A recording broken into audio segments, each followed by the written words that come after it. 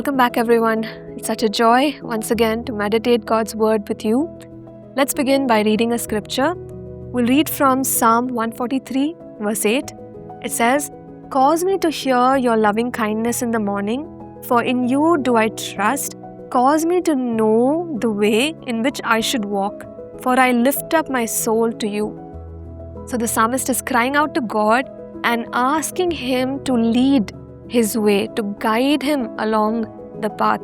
And this is a prayer that's coming out of his heart, and I'm sure it's a prayer that each one of us pray because we want to be led by God, and we want to stay on track. We do not want to be distracted in the purpose that God has for us. So today I just want to encourage all of us to hold on to the dream, hold on to the vision, hold on to the call, and do not turn to the right or to the left. Intentionally become stronger in what God has called us to do, and that's so very necessary for us to journey through till the finish line.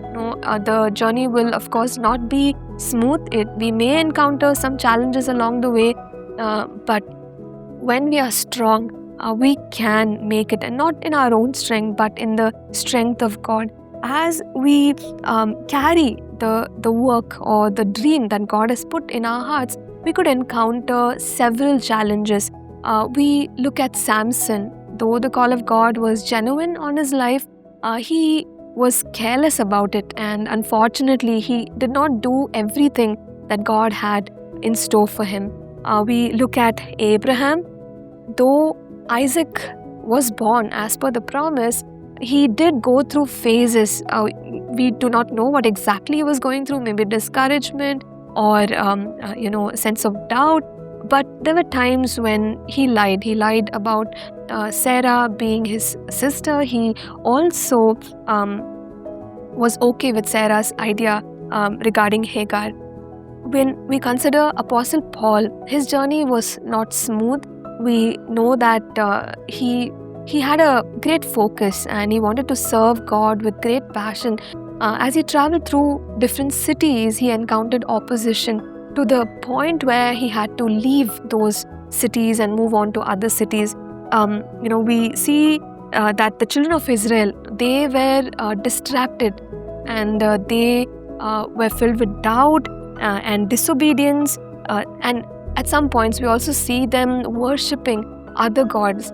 So these are all ways in which they were led astray from what God wanted to do in their lives.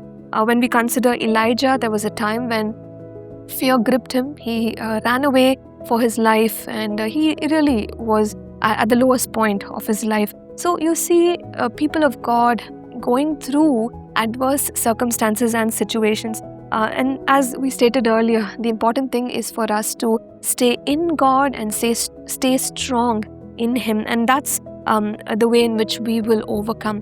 Let's quickly read another psalm, which is a prayer to be on the right track. Psalm 4, verse 25 and 27.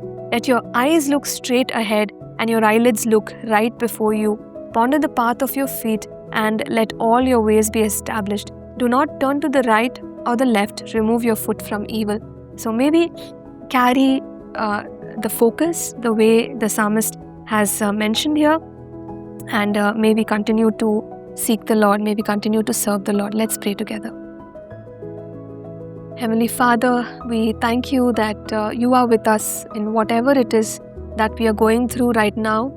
Lord, we know that you are an almighty God, and Father, your power is greater than any difficulty or challenge that we are going through.